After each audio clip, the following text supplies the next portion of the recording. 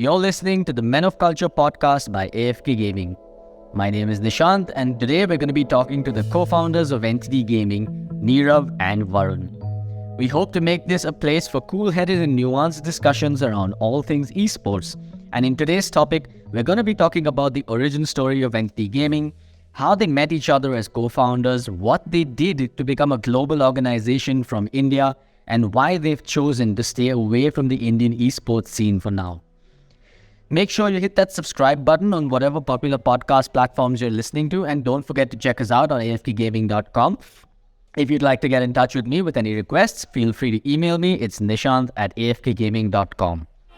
Let's begin. Neerav, Varun, very, very happy to have you guys on the mic finally. I think it's been 10 years in the making. Let's start off with your inception story, right? Let's hear about when and how Entity Gaming and then Entity Esports came into existence. Hi, Nishant. So Entity came to inception in 2016. I think you were present the time Entity was being formed. I think one of the first people I contacted was you guys only, because there was this need for a Dota 2 team coming out of India to start going to tournaments abroad.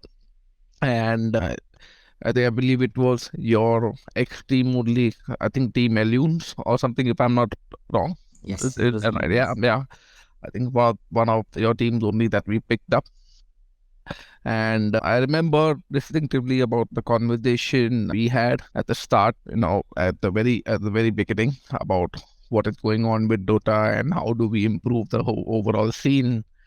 Entity was thus formed, we picked up a team and they started competing. We got our first shot at popularity when Beyond Infinity, which what the team was called initially, started playing against the Fanatics and the TNCs and stuff. So yeah, that's how we were formed in 2016. And in 2017, we basically migrated from Beyond Infinity to Entity Gaming. Yeah, I remember the good old Beyond Infinity days. And I one of the things that we used to joke about a lot, right, is your team was the one that really caused like mini heart attacks for all Indian Dota fans, because it was the only team that started going toe-to-toe versus some of the international teams in Southeast Asia and actually putting up a good fight. But every single game was, just short of the mark. You just get to, that the finish line and then you'd fall short. And it would always be like an 80-minute game with ages being denied and whatnot. So, yeah, I remember one of the very first TI qualifier appearances that we had, right? And we were playing against TNC in the finals of the Open qualifier. Such a crucial time because we had an internet and power cut in the middle of the TI qualifier. So I think that was 2016 for you. Oh God, yeah, I think I remember this. My memory is not too strong on this, but I think I was casting that game, and I remember passing a comment about how this is just third world country problems there with it. Yeah, just the random power cut, in the area because it was some monsoon season or something. Oh man. Yeah, we don't have to deal with that anymore, though. Yeah, we don't have to deal with that. Now we have inverters, so. Super. So, then I remember along the way, you introduced me to Varun and you're like, hey, he's my partner in Entity. Right. And I remember Varun appeared out of nowhere, but Varun also had like a connection to esports and gaming with the old cyber cafe days. Yeah. So let's talk a little bit about, how you guys met each other, since when y'all have known each other, and, when did y'all decide to join hands and do Entity together? I've known Neerav since last 15, 17 years now. We met at a gaming cafe. We were essentially the Sunday buddies, grab a beer and play CS together sort of people. It all started literally that way. And, I got into game development, flew up to Vancouver to study game design and all of that stuff. So I was pursuing a hardcore career into game development. That was my forte for the last, I would say, a decade since I started. Back in the days, think about the times where I used to play game the cyber cafe. I usually tell people, in a funny way, I was born in Bombay, but brought up in the gaming cafes literally all across town. So that's essentially what, happened. And Neerav with, another obviously set of our entire gang that had, usually met up every weekend. To what I recollect, it was not even the weekend, it was literally daily. We used to bunk college and, hit a nearby cafe, gaming cafe.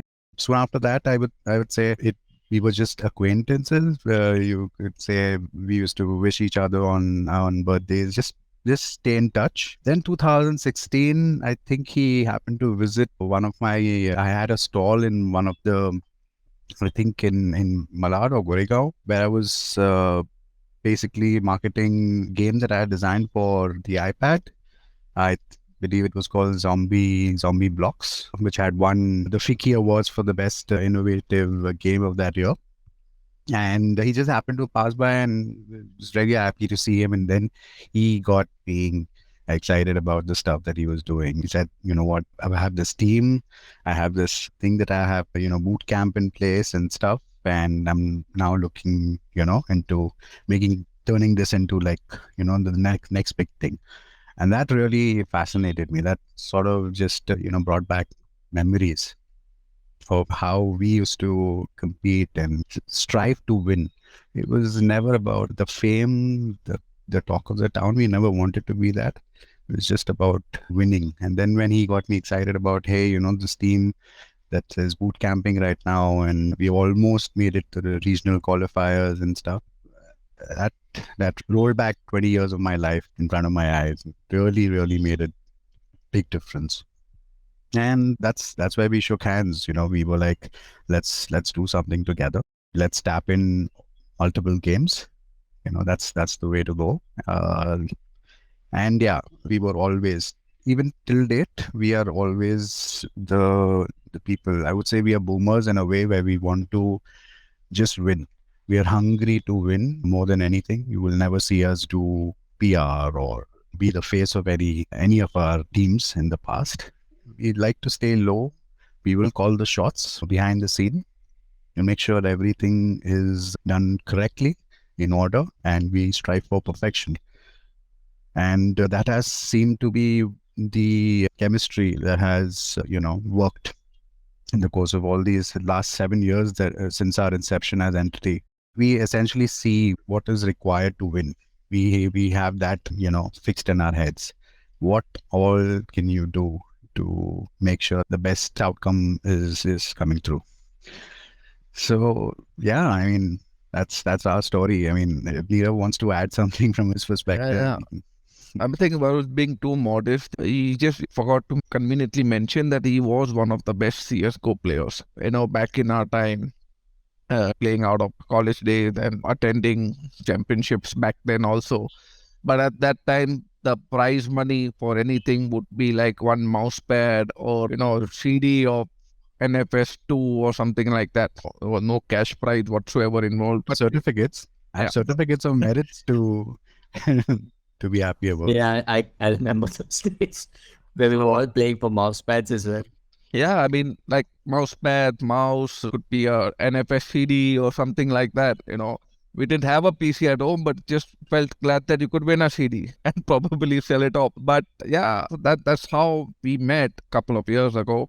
I think that there's a really good partnership between me and Varun. We are like poles apart in terms of our thinking, right? And we are always questioning each other. Even our taste in games and stuff is quite different. And that's what makes a partnership work, right? You need somebody always to question the direction you're going in, to see stuff that you normally wouldn't see if you are like so much into it. Like for example, if like I'm a diehard Dota player, right? And that's the only thing I saw when I started Entity. It's just Dota. I think that's where Varun came on board, and that's where we started diversifying into Counter-Strike. We started finding out streams of revenue. We started exploring mobile also even.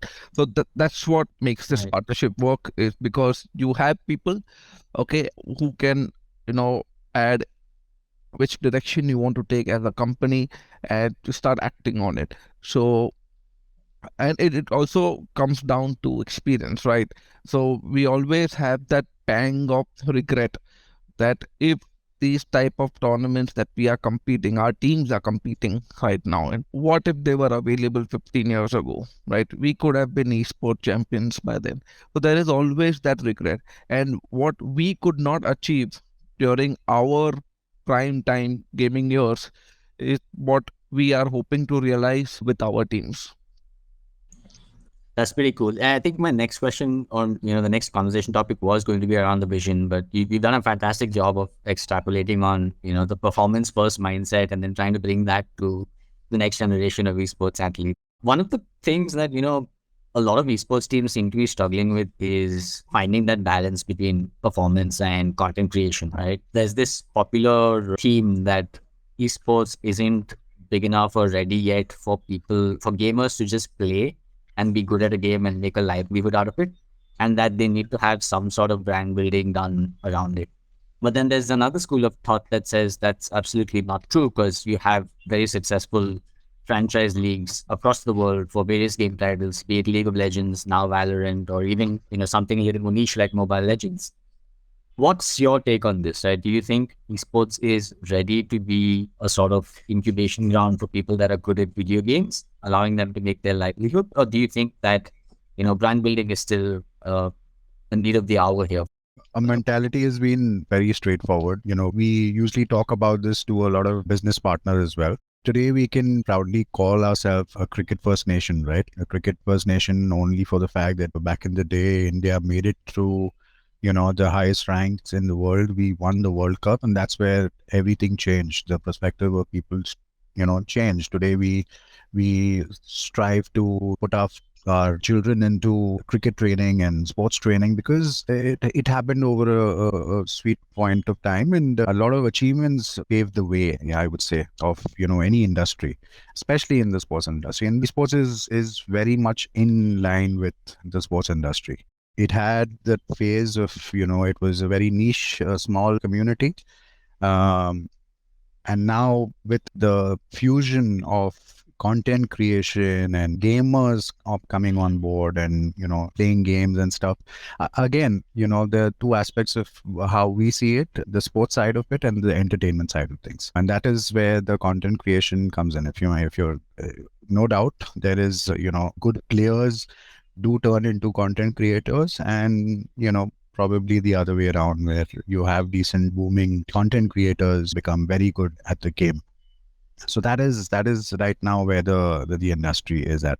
But again, like I said, the dependency should first be on the performance, because esports, again, you are into the competitive side of things. Of course, entertainment is also equally invaluable. It needs that little infusion, and I'm glad that it happened. In fact, we were among the first ones to even adopt into that fusion mix of content creation and influencers back in the day. If you just look at our alumni, we've had a history of literally every successful esport or a content creator in India did have his first step at Entity.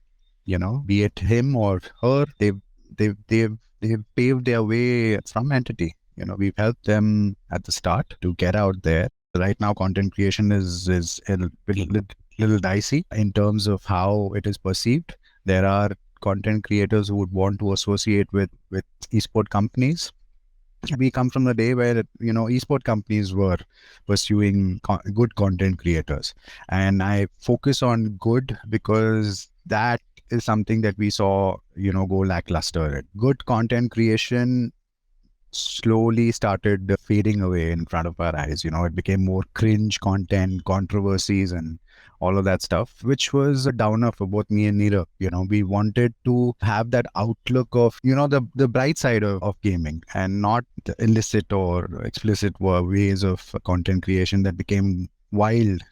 I mean, of course, it can gauge you numbers, it can get you popularity and make you the talk of the town. But again, end of the day, you're into a business model where you're dependent on outside brands, like even sports, right? You look at Formula One, they're brands all across. Why? Because they like that polished outlook. They like to be away from all the controversies and all that crap, and just stay focused to the game. I think it's very important for content creators to understand that they need to be in line with the vision of the brand. So yeah, I mean, this is I'm just sorry, I'm just ranting about the No, that's perspective, but fine. I think what we can do is we can double click on that a little bit then, right? So, I think a lot of this is very India specific. And, whenever I think of entity, I think of two distinct parts of it, right? One is the fact that entity has originated from India and has had its roots in India. And then the fact that entity is one of the truly global esports teams, the marquee esports teams that's made Yep. into some of the top tournaments in the world for game titles like Dota. Yeah. So let's zoom in on the India side for a while, and we'll zoom back out later again. Sure. I'd love to hear the story about how Entity got into mobile esports and when did the PUBG and BGMI story start for you guys? So this is completely random. Neerav, go ahead. Yeah. Okay. I mean, mobile esport is not something that we had our eyes on or something like that. But I believe we were in Dubai, we were attending a few meetings over there related to gaming and stuff. And we had heard about this mobile event that was happening, right?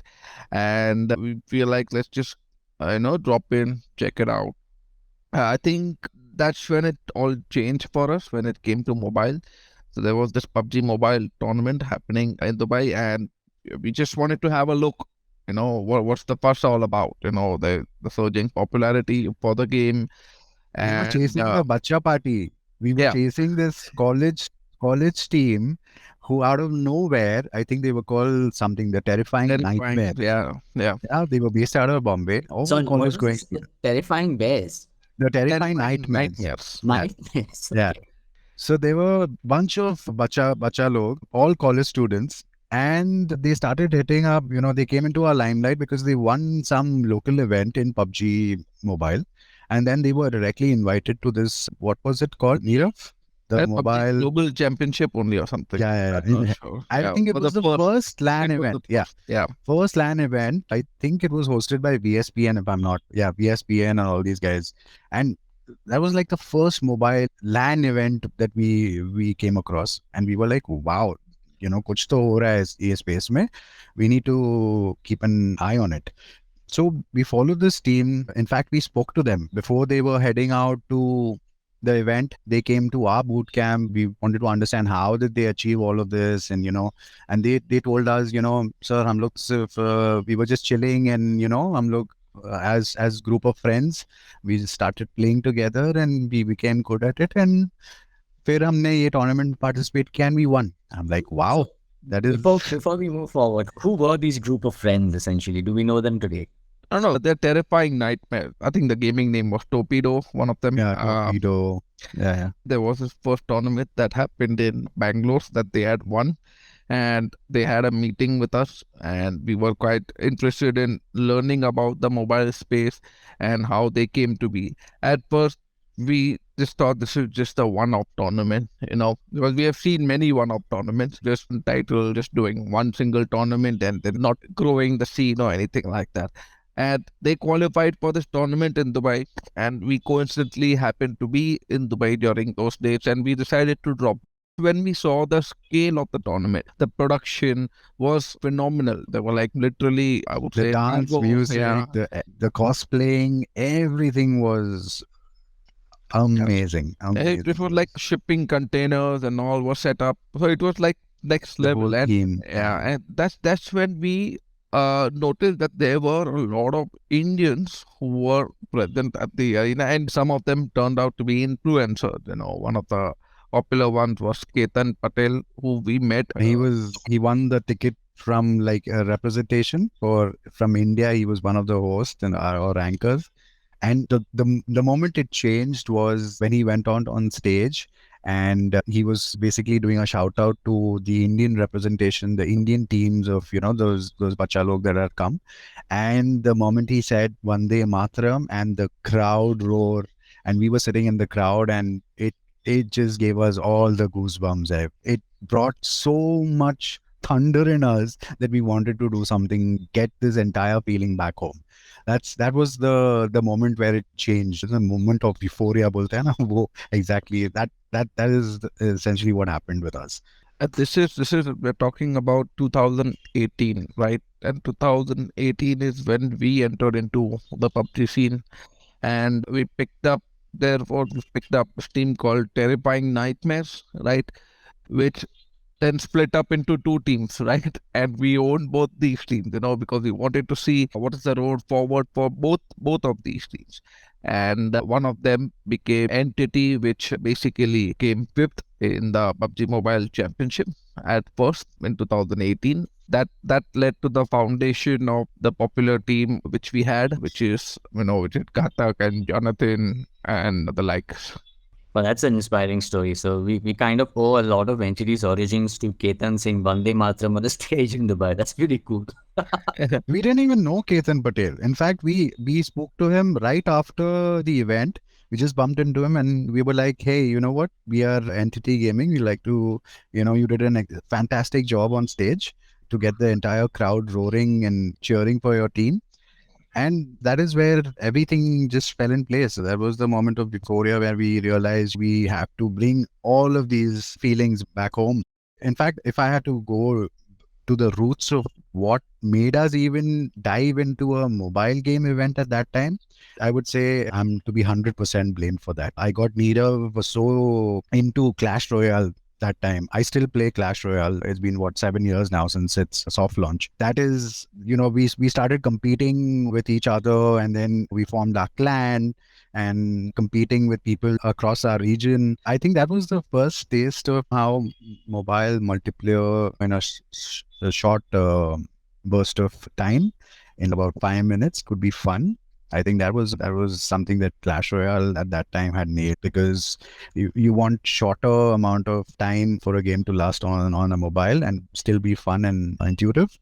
I think that was a game changer. Unfortunately, it didn't pick up. I think it did pretty well outside, but it did not make that much noise among the Indian gaming community. Then when we saw, obviously, with guns involved and, the drama and action of shooting people, it becomes a no-brainer. We know how Counter-Strike is very rooted to gaming origins, even in the community. So we knew that PUBG Mobile clicked all the right boxes at that point of time. People couldn't afford 1 lakh rupee PCs and, fancy gaming equipment and stuff. But everybody was into that phase where, hey, I want to get my hands on the next iPhone or the next Android. And that was essentially the opener for us, where we saw, this is a market. It's easy for consumers to come in, for more gamers to come, try out, experience, and have fun. And that's essentially what happened. PUBG Mobile that time became like a global thing, because in a lot of regions in Southeast Asia and China, it became pretty big. I mean, the tournament prize pools were ridiculously high, and it was not something that we were competing or we were used to competing. So that was where we took the right decision to invest into that space. Everything is very calculated. We never go by just passion. Wo zamana gaya ki just because a game is good, and rightly, I would say, be it Valorant today. Both me and Neerav try our level best to like the game from either the player perspective, as in playing the game, or watching the game. But I don't know. Maybe we just into that boomer phase, can't do anything for the cause sort of thing. But we are still trying. Yes, it is making a lot of noise, and the word believe has 3 E's, right? For me, Valve is. It's cooking something. It'll cook something really nice. One very important thing to note is that even in PUBG, right, we were actually fans of the game when it came out on PC, right? That's when we knew about PUBG, and that's when we were exploring the possibility of creating a PUBG team, PUBG PC team. And for a brief moment, we also did. And we had a team that actually qualified to an event in Thailand as well. Yeah, a regional. Yeah, it was a Southeast Asian regional qualifiers for PUBG PC or something. Yeah. And we onboarded that talent, and a bunch of very nice, very hardworking guys. I think right now one of them that was a coach of Fnatic as well, called Aurum. Oh, yeah. And they also help coach our mobile team, Terrifying Nightmare mobile team as well. So we always were looking at that game, but just not the mobile aspect of it at that time. And I think Varun was the one who got me excited about the mobile aspect of it. And everything came into place when we visited the tournament, right? And ever since then, that has been big win for us, getting into PUBG. And then I think that's your success in PUBG Mobile led to the creation of a lot of other PUBG Mobile teams, and then eventually a competitive circuit started to build. Yes, And as an absolutely. extension, we also saw the entire influencer side of things taking off. Right. At what point did you consider extending this opportunity or this partnership overseas with a partner like TSM, right? Tell us that story. How did that come into being? And, what was the genesis of TSM Entity? Before we get into that, Neerav nicely, very modestly just kept quiet about that PUBG PC aspect of it. So he was hard selling me on the whole, why we should be in having a team or roster in PUBG PC, while I was deterring to the mobile side of things. But at the same time, when he mentioned a few names like, obviously the ex-coach of Fnatic and Aurum and his team, they were aspiring kids. They were doing really, really well at that point of time from the PC aspect, right? And there came a time where we were doing the knowledge transfer, sort of, because the PC game is more broadened than compared to the mobile port in terms of the viewing angle, the pickups, the drop rates, more calculative. Not that knowledge transfer was happening between the PC team and the mobile team at that time. Also, I remember this PC team initially got in touch with us not because they wanted to play under Entity, but they wanted a boot camp. So we essentially got them part of Entity with, I think the first few months were all about them getting a free boot camp. We took care of their food, their stay, their accommodation, their PC requirements, everything, all right, with nothing to gain out of in terms of an esports org, but we did that for them. And that was the foundation building exercises that we were doing. We were getting in literally in touch with all these guys from the community, the PUBG scene from the ground up, and helping them in terms of whatever they required to compete at the highest level. We didn't even go as Entity to this international LAN event, right? They went as some other team only because it was, by the time we picked them up, it was already too late to change names. But we nevertheless wanted to give them the facilities, and we wanted to kind of learn and see for ourselves how it is played competitively and stuff like that. Was this the Predator League by any chance in Thailand? It is. Yes. Yeah, I was there. In fact, that's where I met Aurum for the first time. Right. Okay, awesome. So yeah, I think your ethos is stayed through Dota and now through PUBG PC and PUBG Mobile, right? Passion over profits first, and then you figure out how to make the profits later. Correct. Let's hear the transition to TSM Entity, right? How did that come about? This happened after the PUBG World Championship, the one which we won in India, came top 5 in the world. I think TSM had started talking to our players, and the players kind of said that TSM is talking to them, and they were really interested because such a big org, international org, could potentially mean more money for them and stuff, more salary and stuff. So we started talking to TSM. At first, initially, the talks was about the buyout, completely buying out the team, right? And we didn't want to let go of a winning team from our hand, right? So we kind of proposed an alternative method whereby we could join hands just for the mobile sector in India or just for the PUBG mobile sector. And that's how we decided to do a partnership followed by a buyout, which was an 18-month partnership with TSM, which was then followed by a whole buyout for the team. Unfortunately, the game got banned about 6 months later or something like that. So that's a different story. But that's how TSM Entity was formed. They wanted to navigate through the Indian space, and for us, we also wanted to navigate through the international space and understand from them how they do it, how they manage teams globally, how they keep check on talent, and what is their brand outlook. So it was kind of like a peek into their world, and for them it was a peek into our world. And that really did work out great for us. And the team continued to perform as TSM Entity as well.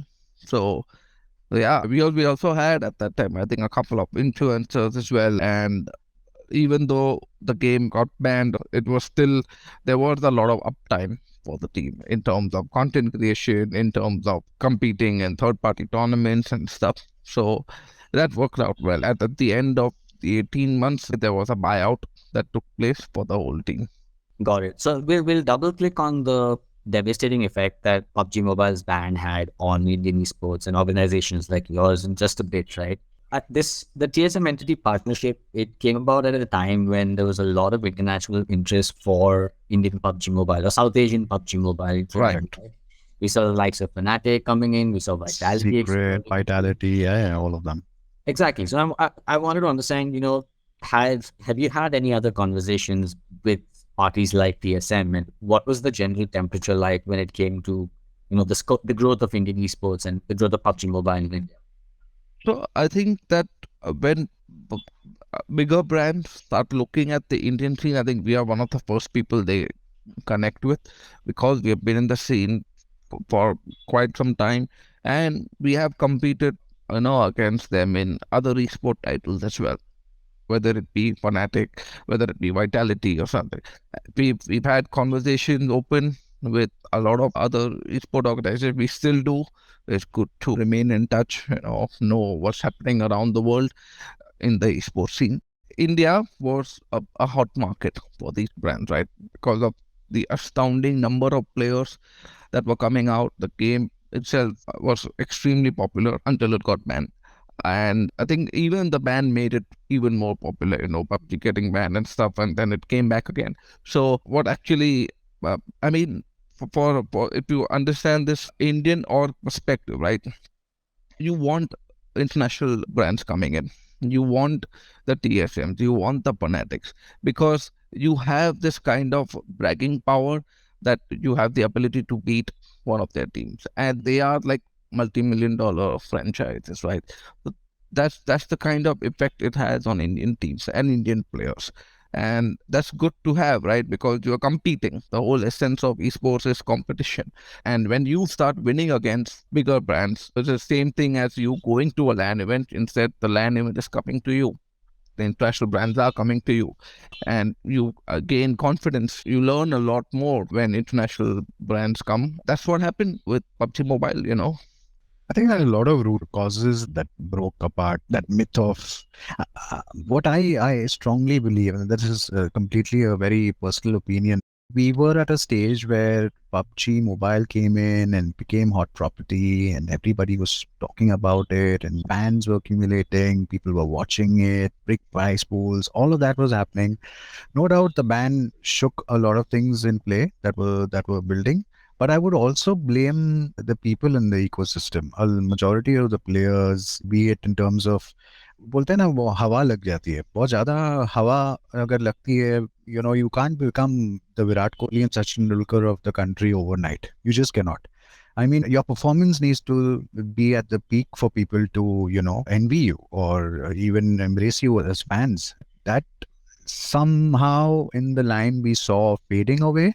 The competitive spirit of the whole esports scene sort of faded in front of our eyes. That is where we were happy. We were in fact we were like, okay, we take a seat back from the Indian scene, just watch it, observe closely how it is churning out to in the especially because COVID happened, and then the lockdown took place and all of that stuff happened. People were stuck at home.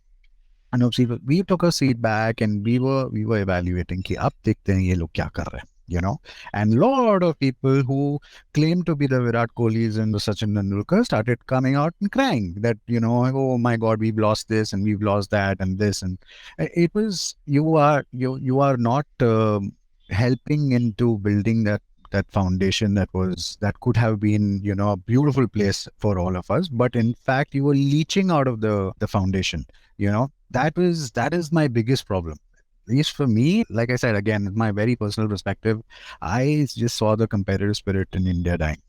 It became more dramatization. It became more entertainment side of things. It just fell flat. There was no competition. There was no tournament that was happening.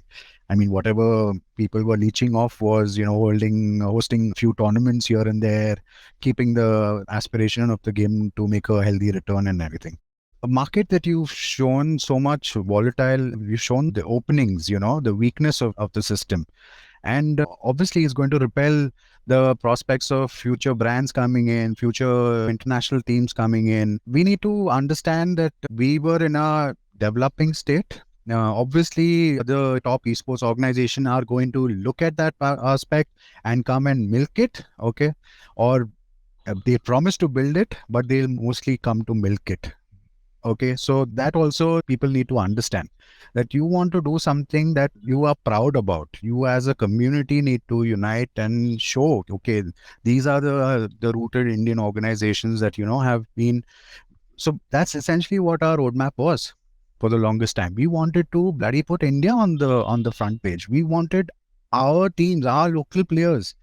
But somehow like I said, the competitive spirit, be it in terms of all our teams, all our players, we just saw that fandom, that YouTube numbers and the views and all of that started coming in more than, hey, my organization has given me an opportunity to bloody fly to Europe, to boot camp. I want to, push hard. I want to learn from the local. You're essentially going into the mecca of esports, of Counter-Strike and, Dota. If you are given that opportunity as an Indian organization to go there for a month-long exercise, to stay there, to train there, and if you still can't bloom into a global performer, then you are worthless. You have no value. That is where we saw the shift. Be it in all our titles that we are invested in the past, we saw that shift of, that competitive spirit fading out. That is where the angle shifted, viewership, and, everybody started jumping on the camera, and that jargon started happening, which is why we took a back seat and we kept low, and we were silently observing. We were only observing all markets. So we wanted to explore. We were like, okay, and this has happened in our country. Okay, we are hopeful that the game will return or some other title will. I'm seeing slight hopes. Both of us have had this discussion, but again, there one quality news that comes out of India and 10 other to slam dunk, our aspirations to do something. So who do you think is to blame for, this shift from focusing on, hey, I want to become a pro player or a Virat Kohli of gaming or PUBG in India, to I want to become, a superstar entertainer for PUBG Mobile in India? Do you think, first of all, is this necessarily a bad thing? That's one. And then the second is, if it is, who's to blame for this? Is it the brands that are throwing money at people? Is it the lack of tournaments? Is it the community that's not supporting? What's your take on this? I think everything is to be blamed. Sometimes it's the community, sometimes it's the other esport organizations, sometimes it's the tournament organizer, sometimes it's the player. You have to understand that esport is basically, you have to think of it as a union, right? Everything needs to work or fall in order for it to successfully thrive in any region. Right? The first time we entered into the Dota 2 scene in Europe, and we were just absolutely amazed by how professionally it works, right? But you look at it from the Indian perspective, if you are part of the Indian scene, and then you're seeing like people, getting poached over by even the smallest of an increment, right? Team owners who want to become team owners just because, they want to have bragging rights, not because they want to develop the scene, not because they want to add value to the scene. All right, you've got the community or something who will start bashing you for a loss that you make or something like that. So everything has to work negatively towards it.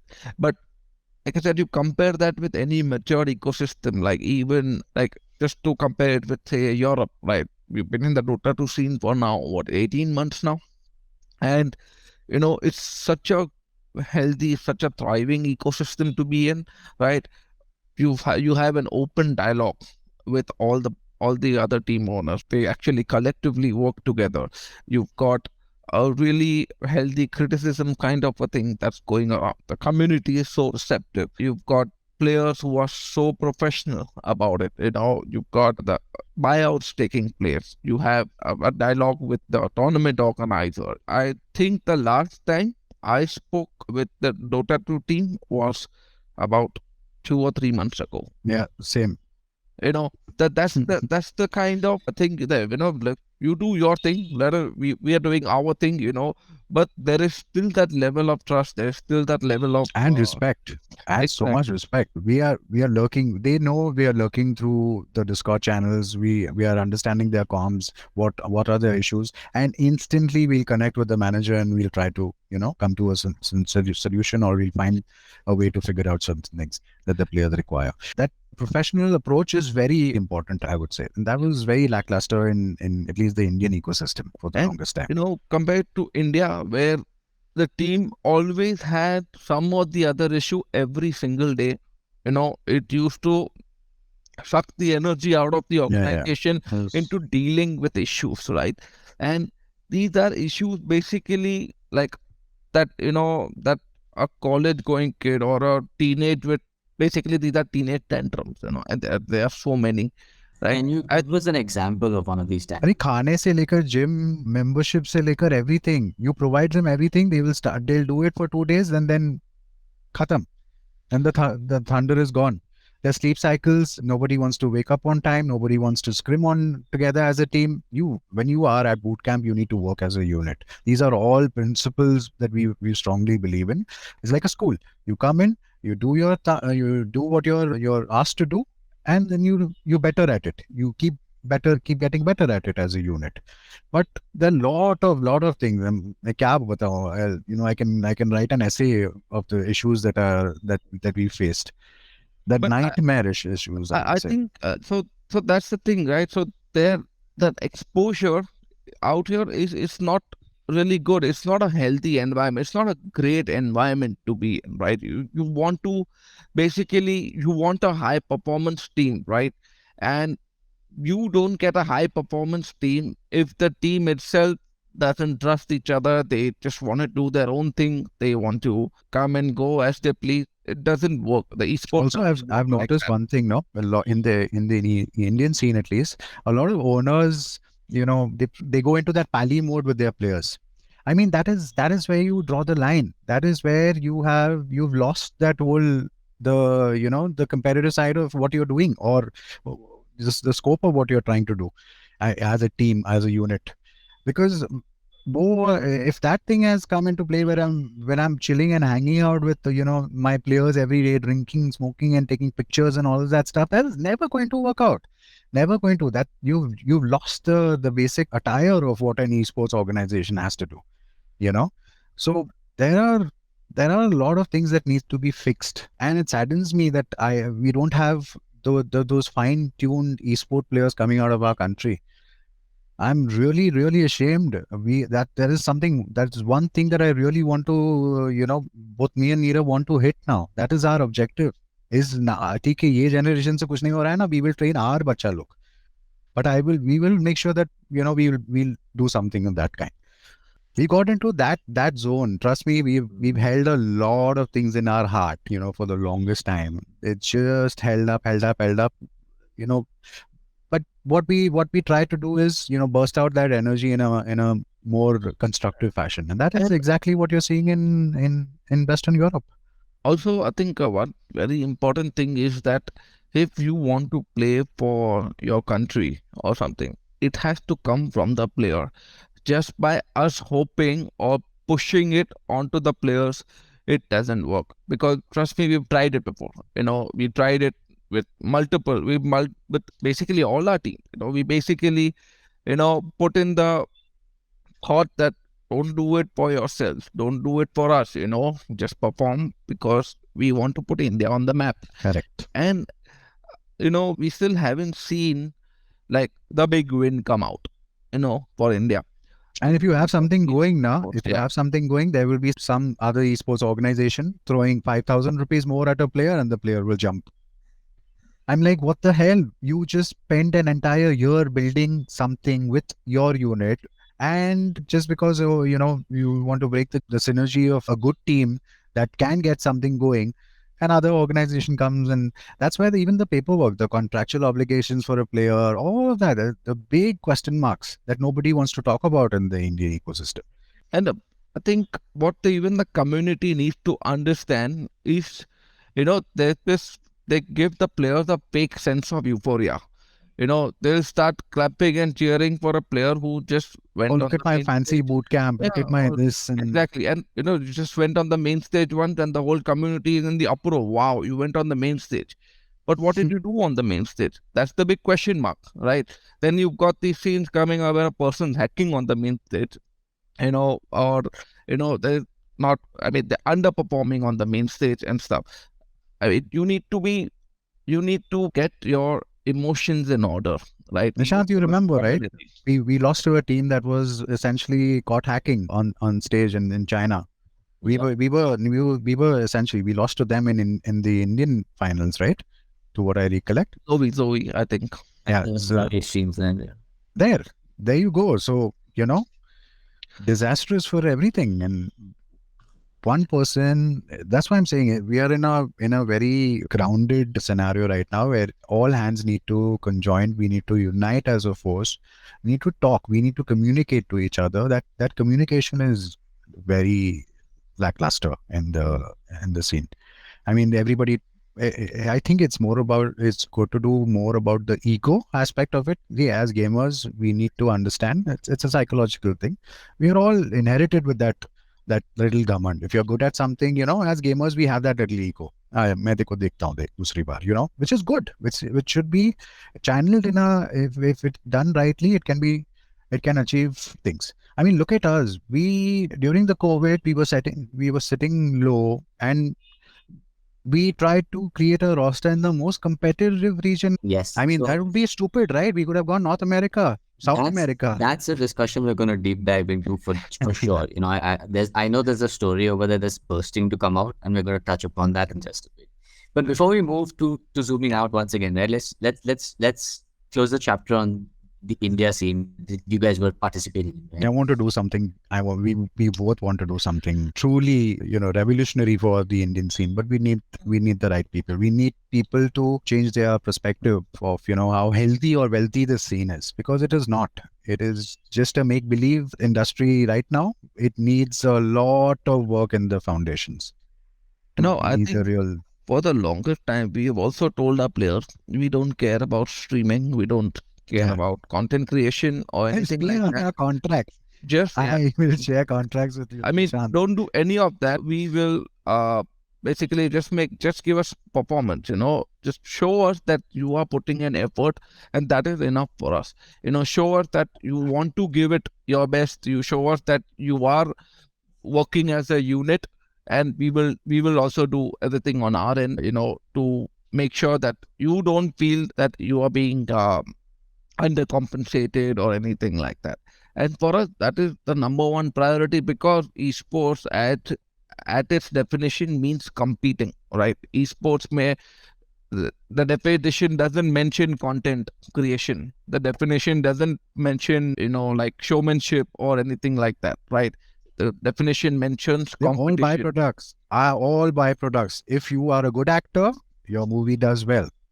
Your talk is down. You can win an Oscar. It all comes down to your performance. It all starts there. Right. No, I definitely share that sentiment, right? And I do feel like some of the biggest personalities in the gaming world are also really good gamers, and at some point they were professionals, right? Exactly. Yes, there are exceptions, but those folks are just extremely entertaining, so it's kind of, it doesn't matter whether they're playing a game or not. It's just they're entertaining. Yeah, you're having fun watching them. That is truly what a content creator needs to be. But when you try to infuse, when you try to be, mix and match, and when you're not good at something and you still try hard to do it, and then you're playing the don't pass yourself as an esport athlete. Correct. If you are a content creator, you're a gamer who are creating content for fun, to please the audience, to have fun with the audience, that's what you are. You are a content creator. You are not an esport athlete, right? So I still think that mixing the two, right, is kind of a big question mark for me. But definitely we always aim on the side of the competition aspect of it. All right. So the last couple of things we're going to touch upon here for the India scene, right? So in 2021, you had a complete superstar roster with TSM Entity. You had Clutchgod, Ghatak, Jonathan, Neo, ZGod. Right. And I think at some point you even had Unban as a stand-in. You had a manager with Sid, who was one of the most experienced managers that time. Yeah, yeah. This seemed like a recipe for success. It seemed like nothing could go wrong. But clearly something did.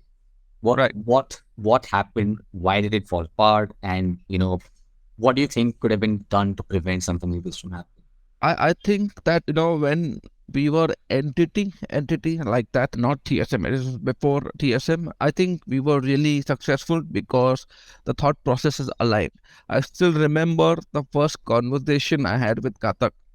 I think when we came some fourth place or something, they had come seventh or eighth place or something like that, their team. And the very next day we met with the players and we are talking, and the first thing that came to Ghatak's mind, and the first thing that Ghatak came and said to me really struck me. He said, "Sir, आप कुछ भी करो, next PMC हम ही जीतेंगे." हमको जीतना That है. confidence, man. That confidence was. And they are like, "Sir, हम हर एक टूर्नामेंट में जाएंगे, आप हमारा टीम लो, हमको ये मेरे को ये दो, हमको फोन चाहिए, हमको फोन हमको ये चाहिए, हमको ये चाहिए, बस And हमको ये you दो, will हम not उखाड़ लेंगे. believe it. In the next, I think we picked that team up next one and a half month. Yeah. We just randomly get a call. Sir, हमको अभी आप फोन दिला दो, आपने प्रॉमिस किया था, हमको फोन चाहिए, हम अभी मिलान जा रहे हैं. And I was like, what the just happened? We pushed them, we were like, okay, we don't know this, don't know these players. It was a blank slate. And then I think Neerav was in London, I believe. Yeah, 2 o'clock in the night, we got a call. Sir, आपने बोला था अगर ये tournament में अगर अच्छा perform करेंगे अभी फोन दोगे. And अब दो ना, that I remember that was It's such a heartwarming experience for us. It's like we that was the competitive side we were talking about. That is that is what you want to see. That is how we used to talk in back in the day. I like देख लेंगे आज इसको ये team को आज देंगे. Confidence like that would definitely open up your wallets. Right? Exactly. So see, the wallets weren't the problem there. It was the finding the right people, and by the grace of God, I would say we've always shot stars. Everything that entity has touched, you look at the market right now, you look at the people that we've ventured in the, we've partnered in the past or been a part of us, they've all been successful in the scene, which is something that keeps our hopes afloat. And few of them are now essentially leading a community, which I don't want to talk about, whether they're doing it in the right way or the wrong way. That is something that they have to figure out. But yeah, we've the true hand of Midas is right here. We are right here in front of you. We've shot stars, but eventually, bolte na hawa. The hawa aspect needs to be contained. If you think you are too bigger than the game and the community, then you've lost it. This is where, I'd like to go a little deeper. So we've talked about it being a recipe for success. Mm-hmm. We still haven't understood what went wrong, right? Why does TSM entity not exist today? Why does that roster not exist? And why are you folks not in?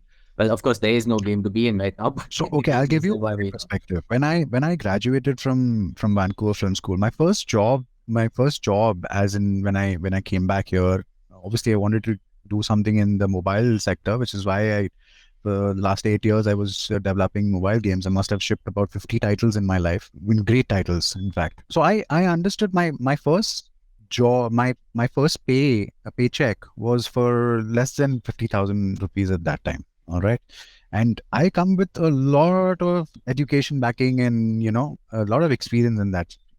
Now, when you tell me somebody who you've got on payroll for, say, 10,000 rupees, all right, I'm just giving you a number, 10,000 rupees. You slowly start to scale. You won a few things. Okay, the organization has invested XYZ thing. It's taking care of your travel, your stay, your food, your everything. And then eventually you won another few titles. And now you seek to be like, okay, I want 1 lakh rupees from you.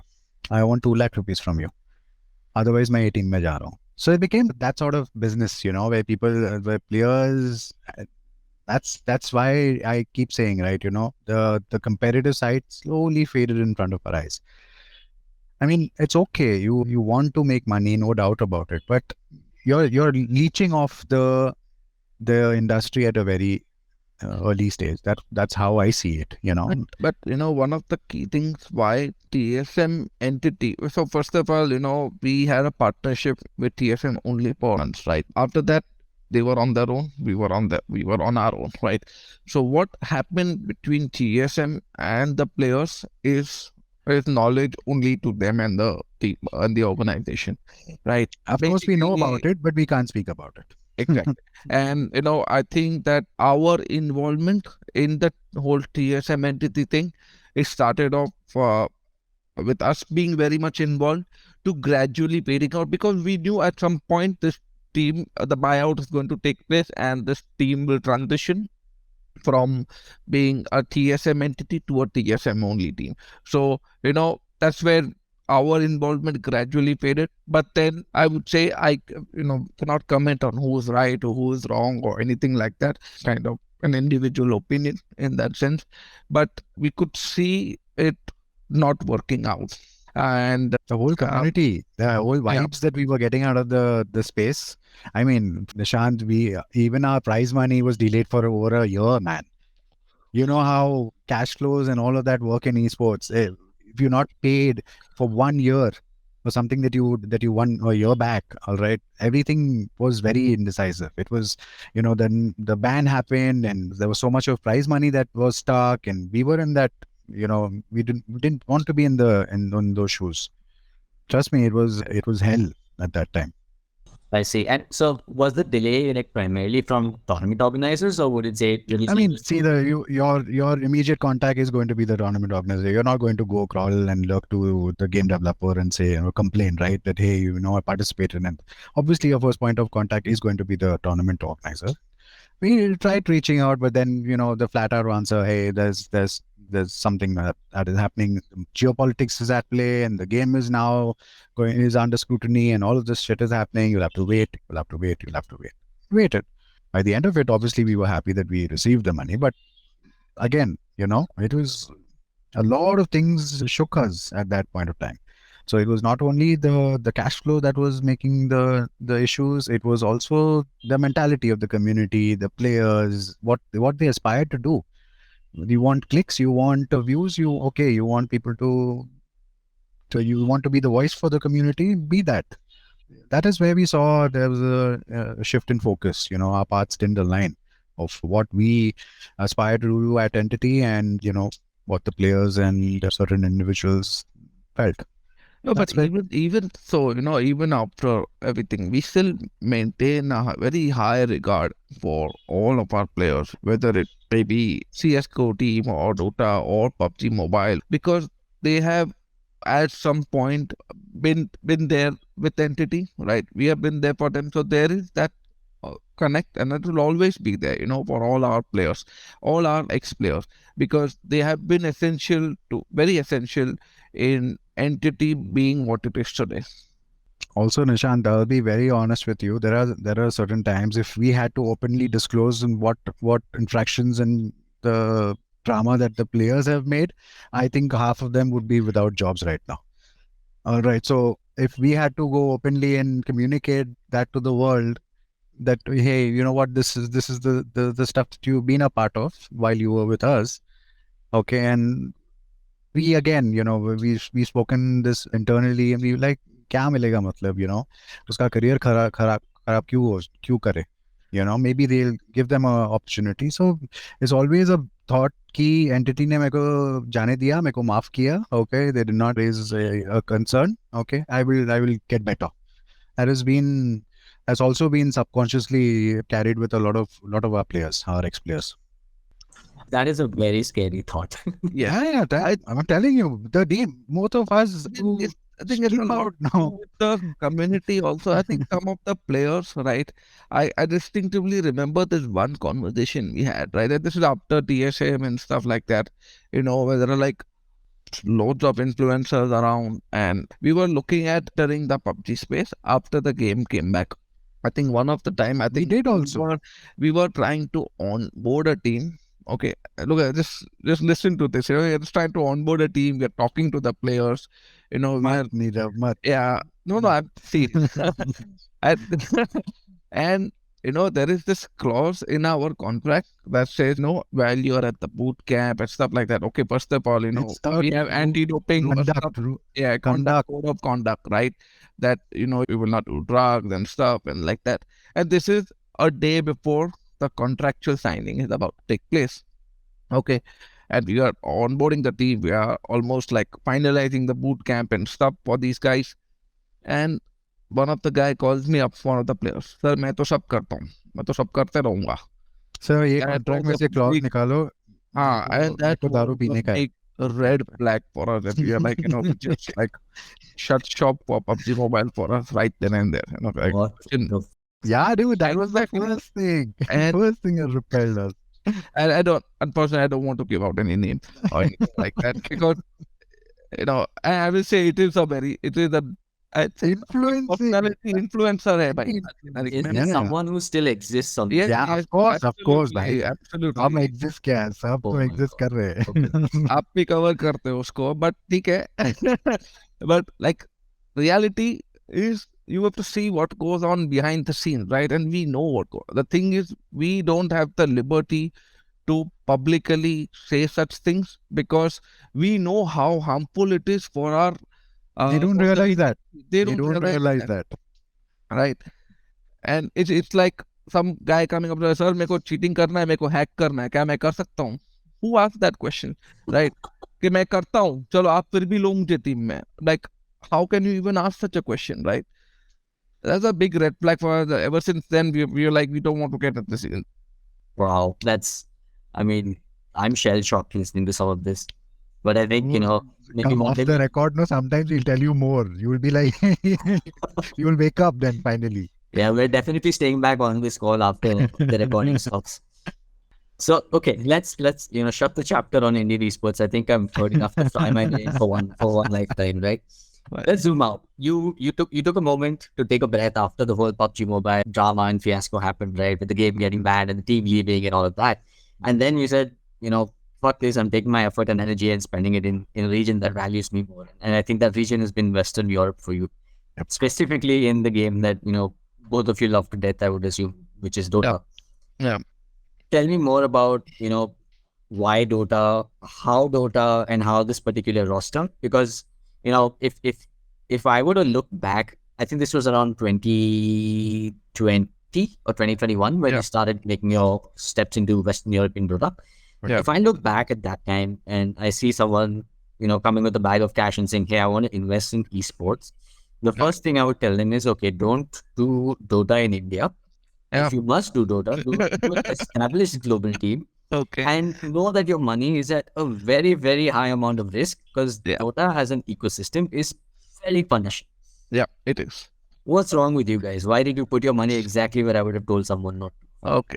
I think this is, I would say that, COVID hit us pretty hard, regardless of what other people say that esports prospered. I would say, no, you're wrong. It did not. Right?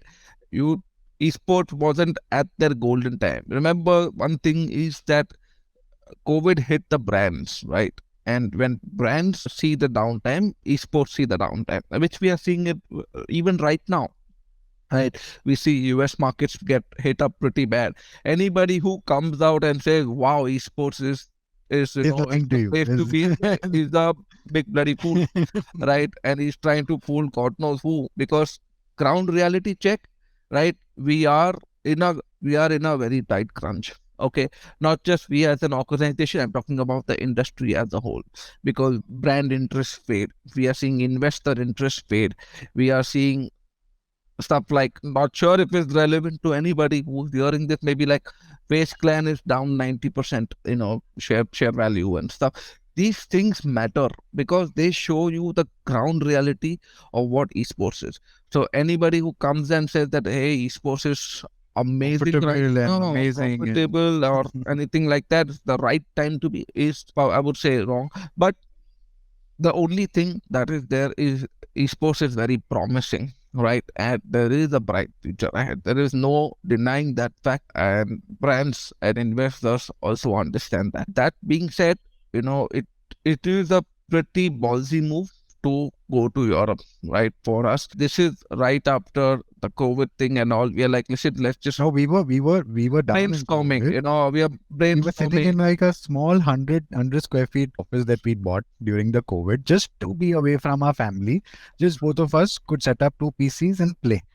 Okay. And then we had like this little black board, okay, with a few chalks that we used to just keep brainstorming our ideas कि बस ये करना है वो करना है, okay. And then okay, अपना पास कितना पैसा है, अपना या ये आने वाला है, we have to do this, okay. Now we should look at these teams, and then both of us went on that little debate. नहीं ये इसमें ये इसकी सोशल मीडिया नंबर दे, अच्छा ये टीम ये करेगी, अरे ये तो बहुत ज्यादा ले रहा है, ये कर रही है. And that constant friction between the two of us is sort of created this. Not only just two of us, like all other partners who are in, Yeah, right? yeah. And there is this constant debate which esport title to enter, which region, and that's when we are like, what? I mean, it's been a 6-year dream for me, 7-year dream is for my team to go to TI, right? And we basically reached out to Dota 2 people. I think one of the first people we reached out to was Immortal Fate, Total faith. who was at that time the coach of the now Gaming Gladiators. So I think we was one of the first people we reached out to, and then we also reached out to various other personalities in the Dota 2 scene, trying to gauge what is the scene like over there. And at the get-go, we knew it is going to be super expensive venture for us, right?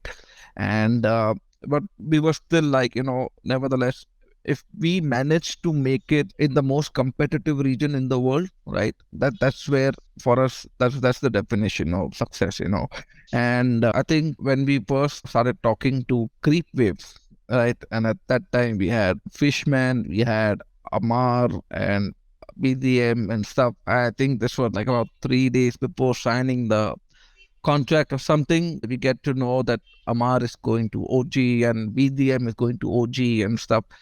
And that's why we kind of felt a bit dejected because, we were like, okay, if OG picked them up, I mean, we are looking in the right direction. And that basically got our confidence up. And then we decided to create a roster with our manager, with our captain and stuff. And that's how Entity came to be. Started off in Division 2. And by grace of God, by everything that fell right, I would say a lot of the credit goes to the team itself, because we have seen the tremendous amount of effort they put into this. The hunger. Yeah, We've sensed the hunger for them. They want to win. They want to achieve. They want to make it to every major. They want to compete at the highest level, and that is what we have been supporting in them. For them to achieve. That's everything went right for us after that. It didn't go right. It didn't go right. No. I mean to say team wise, yes. I mean, now you have a roster. What challenges we face outside of the game is a different story altogether. What challenges we face outside of the game. See, that's the one I want to hear. All of this happened during two major world-shaking events. Yes, First was the pandemic. we were in the middle of that biggest conflict, bro. So, Yes. So, I mean, for context, just setting the stage for everyone listening in, right? These guys went to pick up players from the CIS region when the CIS region was... We've locked the players. We've now gone to Poland to attend Katowice, all right, to go and look at Counter-Strike. We are exploring that aspect also.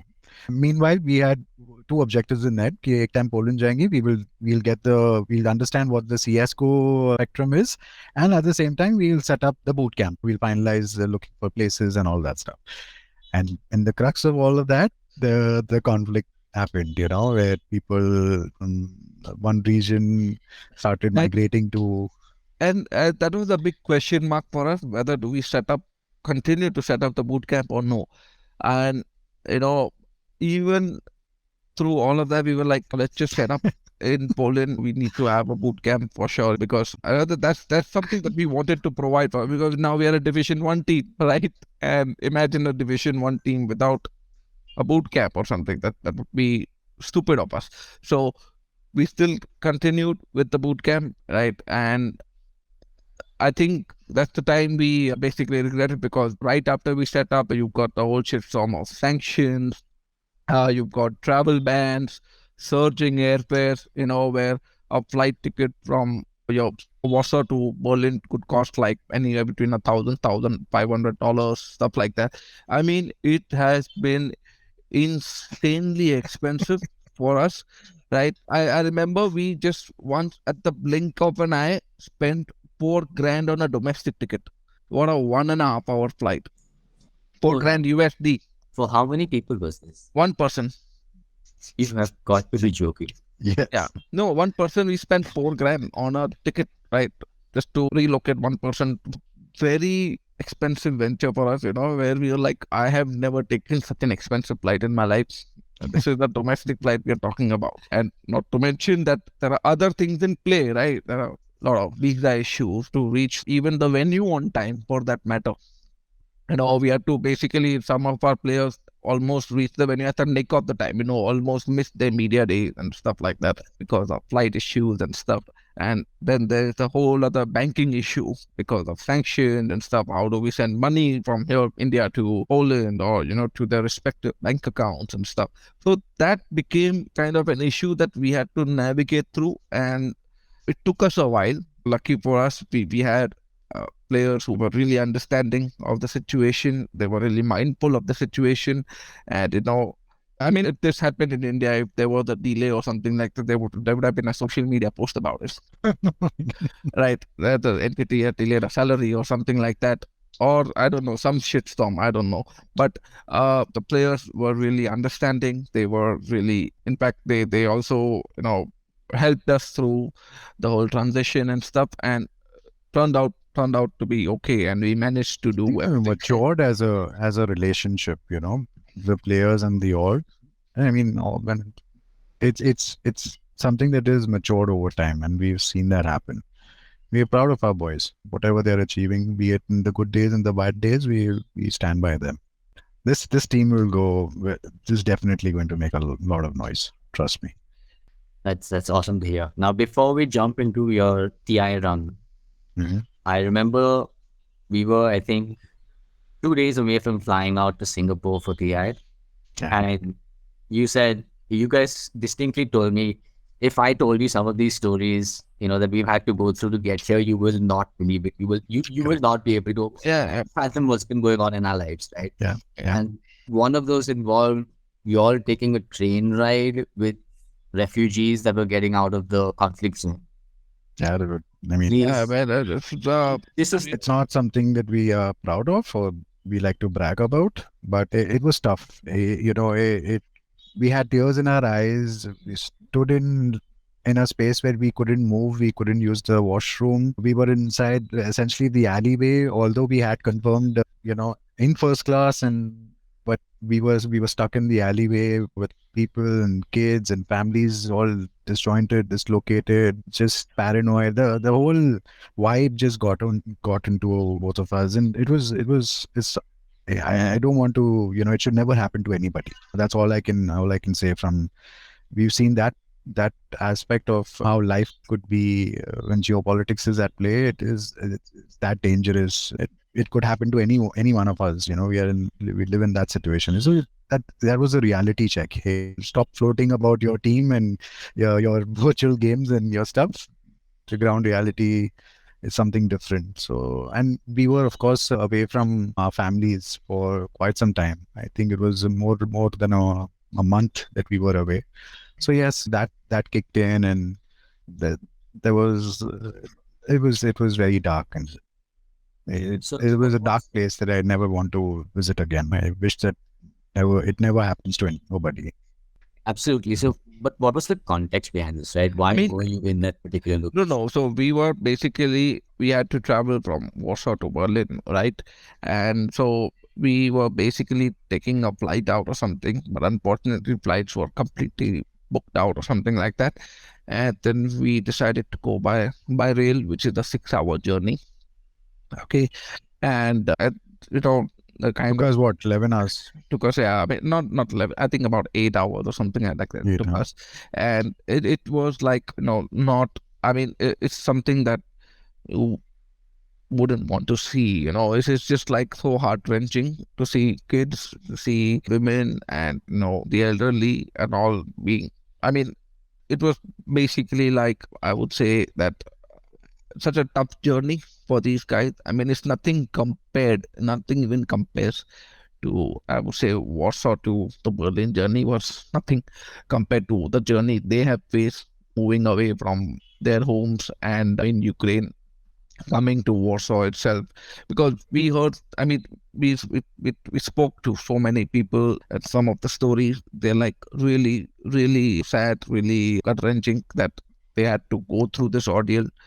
And it's not something that we would feel comfortable talking about. It's not something that, it's a very personal thing. So I All think, I can say is me and Neerav has never watched so much of news on television that we have in that course of that 1 month. Yeah.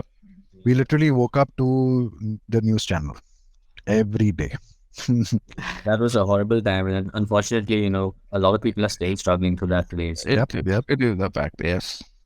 All right, let's take a pause here and move to slightly, right? Let's talk about your TI run. So walk us through that journey, from qualifiers to making it to the main stage and to eventually exiting the main stage. Walk us through that journey from start to finish. I think the biggest roller coasters of our life was that TI run, Totally worth it. Yeah, totally worth it. I think we qualified through regional qualifiers. We basically went undefeated in the regional qualifiers because we kind of knew back from even when we qualified for Arlington Major that we would have to play regional qualifier. Even if we won Arlington Major, there was no way we could make it to TI. Yeah.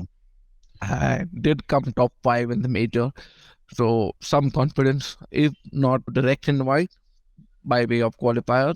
There was this thing called as a wild card or a second chance Last qualifier. yeah. And that was it for us because coming the qualifiers, we were a bit worried because our team couldn't properly boot camp. We had three players at the boot camp. 2 couldn't make it due to travel restriction and stuff, passports, visa issues, and that got us like, we were like constantly on the edge. But we were able to storm through the qualifiers, and it was a relief for us because Singapore, visa restrictions are not there in Singapore or anything like that. I think that was probably some of the best moments of our lives, is making it to TI, because I think one of the reasons why Entity was formed was with the aim of going to TI. Tried to do it almost every year with an Indian team, with say a mix of Indian and Filipino players. We tried it with an international roster in Asia region, and to make it there, it's just felt really good. And I think that once we were there, that's a whole different story. A little bit, I would say, the surreal feeling you get when you see your team on the main stage. So that's what we felt, Arlington was the game changer for us. Arlington was the game changer. It was the first LAN event that we made it. Even for our boys, it was, for most of them, it was their first LAN event. And then, you're put up against the world's best. You're going against the best in the business. And that is what essentially gave us the confidence, and it both from the org perspective. At the same time, the players felt much more confident because they knew where they were playing among the best, and all they needed. And in fact, if you do recollect, we played our first major with a stand-in, because of the visa issues that we faced. But it all went through. I think it just built up a lot of confidence for the boys, and we knew that we are on to something. And we saw similar spark of that performance shine at ESL, when we were competing in Malaysia. When it came down to the regional qualifiers, we were on another whole, cloud altogether, going flawless against the West in the region, making it qualifying directly to the main event, to TI. Was And I I think mean, this TI was pretty lengthy in terms of the number of days it took, number of matches and stuff. But it's some really good experience for us, for the players, you know. but there was never a moment I think both of us never felt satisfied. Yeah. We're not like, okay, we've got it, we've got here, little more. You know, when we eventually made it to TI, I don't recollect both of us even having a conversation like, okay, ho gaya, you know, we wish each other, we like, okay, we made it. But the real happiness or the joy didn't sink in until the event actually kicked off. But yeah, you know, and then obviously we were there at the LAN event when TI happened, and that's the rest was history. You know, we team watching your team play the longest match of a TI main stage game is historic. You know, and we were witnessing it right in front of us. Historic, but not surprising given your track record of giving fans heart attacks, right? Over the So it's like now we know 60 minutes. If the game has gone into 60 minutes, there's no way we are losing. You know.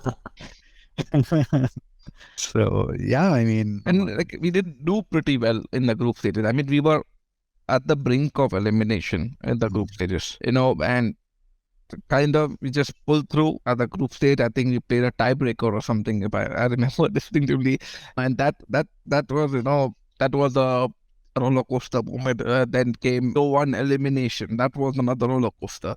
So, I mean, we were glad that we at least got to the main stage and had a match that one could not forget so easily.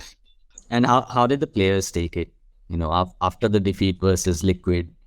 I think the players were, you know, not in a great state. I mean, nobody likes to lose, right? And there is always that moment where you are questioning everything and stuff. But that's the difference when you deal with professional players. They grow out of it. They realize it's just one loss, and that there is a whole different season to look forward. Fortunately, we lost a carry because he wanted to go play in another team, right? So then we had a task ahead.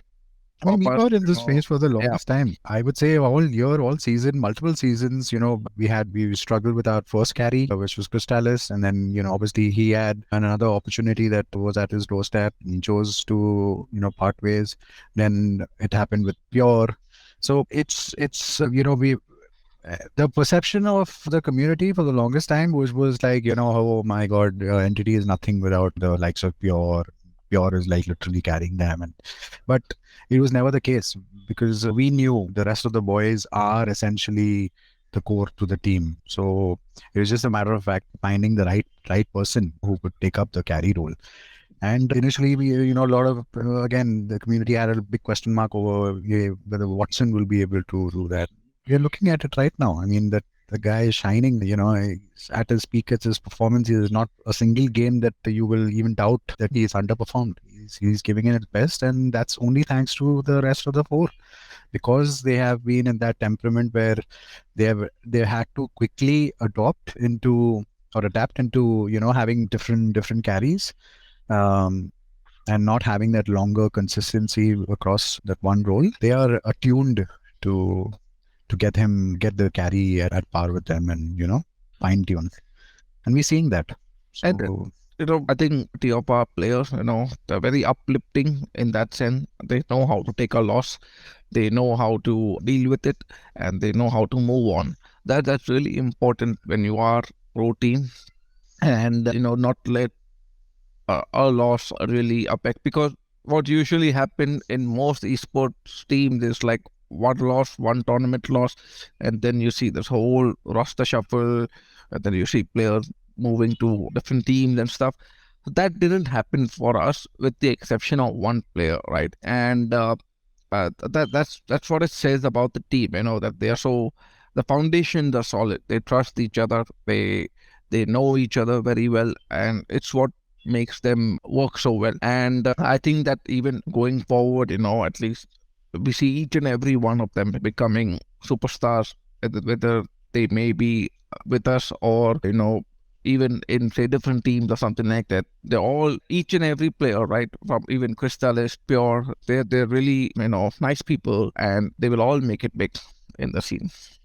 All right, let's take this conversation to its conclusion. It's been absolutely fantastic, guys. Just a couple of things that I want to ask before we wrap this up. Yeah. The first one is, looking back at your 6-7 odd years journey through esports as entity, is there anything that you would have done differently, armed with the knowledge that you have today? Well, I think we could have done everything differently, right? If we knew now that this is what esports is, right, we would have started differently. We would have, done, I mean, because see, sports is a lot about adapting to your ecosystem, to your regions that you are in. And somewhere we've always felt that we were ahead of the competition in terms of adapting. We still feel that we could have adapted better, and then we always have that thing, where we wish we could have done a little bit more with, say, a team or in a tournament or something like that. I mean, we're still pretty happy with the way we've gotten here so far. TI being the ultimate, not going to rest until we win it, either a TI or it may be a Valorant tournament also. It could be a CSGO major also. Never know. I think a lot has got to do with the things we have done wrong. I think we've learned from our mistakes. That is what makes us, away and way ahead of our competition. We've made a lot of errors and, things that we could have done better, but we've only learned. And all of that has, collated into a huge pile of experience that we have into not only now in the domestic region, but also international waters, right?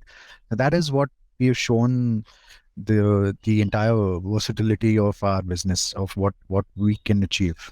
Everybody was like, okay, entity can do a lot of stuff only in India, but now we are, on a mission to prove them wrong. We're just not people who do something in one region, but we can tap other regions as well. And there are other organizations also who are doing pretty well, and I mean, it's really commendable that there are still a few good players left in the industry and who think about how to grow the scene overall. So that's something to look forward to. Let's give credit where it's due, Who are these good people that we vouch for? I think that all the other organizations, whether it may be Global Esports or Soul or, Godlike, I think they all add value, right? And the only thing missing between all of this is, I think there's a lack of communication. There's a lack of understanding between all these. But, hats off to them where they have also reached, there's definitely a huge amount of respect to these guys, and you've got new TOs coming out like Sky Esports, Nordwind being the old player. These are people who want to, grow esports as a whole, and that's what we like it, and that's what. But there are a huge chunk of people who don't understand esports, who are in it for the quick fame, maybe for the quick money or something. If that's the goal, and you can see it very distinctively. I've seen that even the organizations have been tilting towards that perspective. Like I said, you want to run your organization professionally, in a static fashion, in not being jack of everything sort of perspective that you're putting out for your audiences. You want to be performance. You want to be making it big on the big stage. And that is what is going to hold your voice in the community rather than, all the other drama. Like I'll give you an example. Like at the start of this call, I was telling you that both of us were in fact sitting together to watch our games. And that was the same day that Global had their games up against Vitality. We were rooting for our boys, man. I mean, we may not be in communication all throughout, but yes, we are closely monitoring. We know who's doing what. But yeah, there are, at least from our perspective, there are a lot of things that they could change in really spicing up the entire ecosystem. That leads me to my next question, right? What could the other Indian esports, or rather, what are other Indian esports orgs doing wrong that they could be fixing today, and it's something that entities got right? I wouldn't say wrong. I would say they need to focus, you need to line your focus on something. You can't be tilting towards, well, now we're talking about our performer and, our player is so yada yada. And then at the same time, you're running this bandwagon of, hey, India first. And I mean, once you get out there, you make it big. It's automatically India first. Like I'll tell you the biggest example. Nobody even spoke about us when we made it to qualify for our TI run. But soon after that RNG game, we were the most trending thing on Twitter. People, because from India woke up and they were rooting because they went on Wikipedia, maybe they Google search and they were like, okay, ये आप ऐसे सब go रहे हैं, but ये Indian organization है, ये अपनी entity है जो कर रही है, and that is something that you want to build organically. I mean, I don't want to be a whistleblower and, don't want noise unless and until we've achieved something. That has been, something that is very personal to me and Neerav since the inception.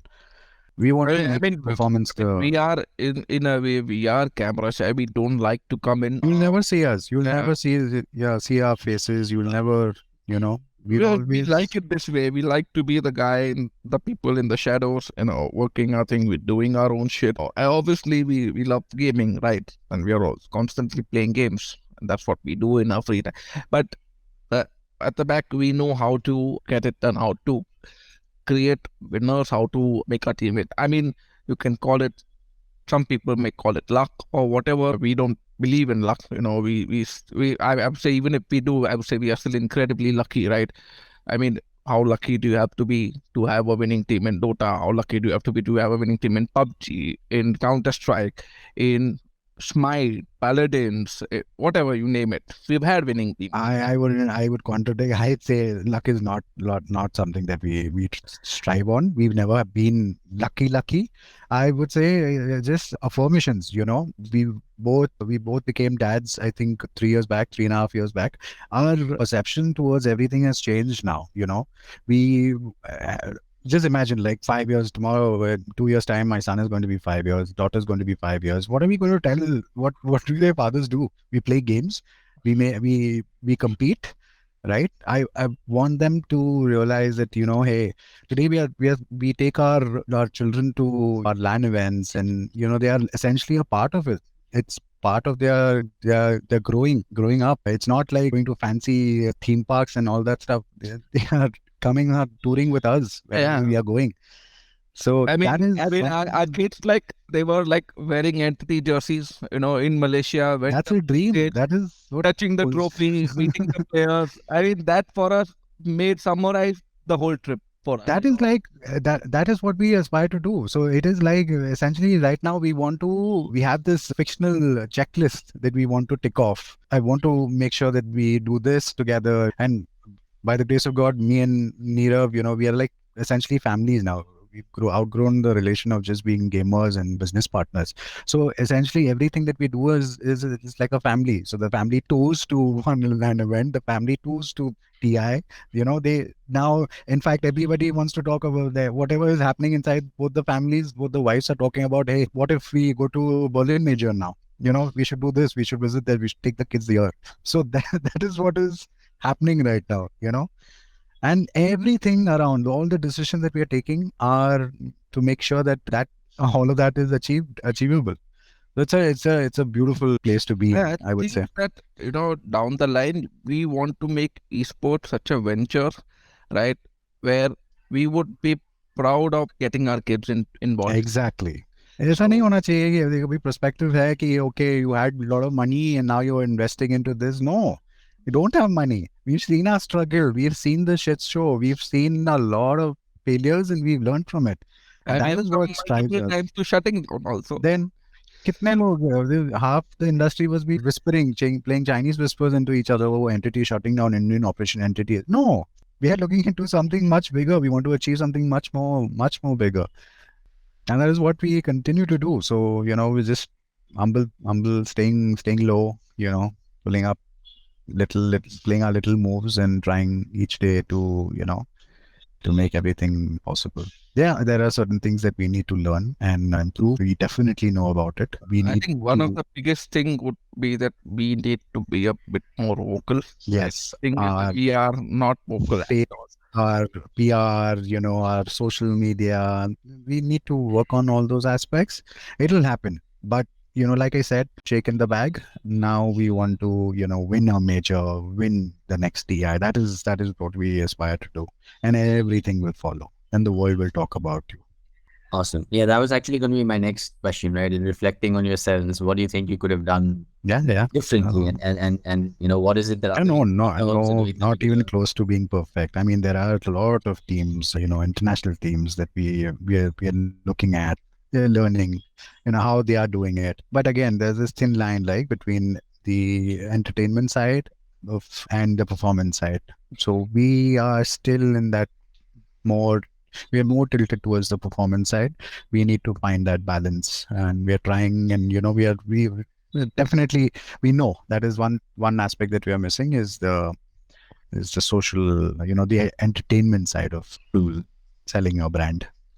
Last few questions. The first one is, has Entity considered a Valorant roster or a re-entry into CSGO? We are always open to options. We constantly keep an eye out, right? Whether it be Valorant or whether it be CSGO or something, we keep dialogues open. But once we have 100% affirmation that, okay, this is the team we want to invest in, that's the time we will get into it. The day we find the right-minded, the players with the focus that they want to win rather than anything else, that is where we are going to. I saw something. I saw a social media post somewhere. Yeah, some rumors about a Valorant roster, and I was wondering which entity is this. But yes, that is something that we are definitely looking out for. But like I said, I don't want to be hellbound into which region and what, but we are constantly looking. Excellent. The last thing I wanted to wrap this conversation up with, right, is, and I know you don't want to talk about this too much, but I have to ask, what is Entity's P&L like, right? Do you have sponsors, or are you running this by yourself? Is this a passion project? Is this a business? So it was a passion project, I would think, in its inception. But later on, we had, obviously, we onboarded the venture capital, a few, family offices as well. And I would say that Entity has had its ups and downs. Some of the years we've been profitable, some of the years we've incurred losses, but we are pushing through that. This year we had a sponsor also on board for our Dota 2 team, and we are, actively are looking out for sponsors, for our Dota team, impact organization as a whole, because we want to expand into Valorant, CSGO. We are looking at India again. We are looking at other regions as well. We don't want to be tied down to one region, one team. So everything is kind of open-ended right now. But all I can say is that esports it's not an easy venture. There is a lot of struggle. So that's where we kind of feel for the other organizations, right? Regardless of what people might say, that they are making money, but they don't really. Esports organizations, they don't generally. That's the biggest lie. Money, yeah. I mean, like somebody said, you're making money, you're doing something wrong in esports, right? It's so early into the scene. But I would say there will reach a time where, it will be a lucrative venture for business people and all. But right now, it's a very cash burn intensive operation, especially if you are into, Dota in the most competitive region in the world. But yeah, I mean, there is always something to look forward to. We find joy in the smallest things also, whether it be looking out for sponsors, talking to them, talking about esports in general, talking to other team owners and stuff. Always a learning experience still. We continue to learn every day. And I think that we will close something big pretty soon. Amazing. Thank you so much for spending your time with me this afternoon, guys. It's been an absolute pleasure talking to you, and I do hope, likewise, I do wish you guys the best of success within esports. I understand how hard it is to run the business side of things, and you guys doing it from the shadows. While your stresses may not be public, it is definitely palpable through this conversation. So all the best. Thank you so much. Thank you, Nishant. Thank you, Nishant. And with that, we've come to the end of today's episode on the Men of Culture podcast by AFK Gaming. Thank you for making it all the way to the very end. If you've enjoyed and found something valuable or insightful to take away from this, don't forget to subscribe to us on your favorite podcast app. Until next time, this is Nishant signing out.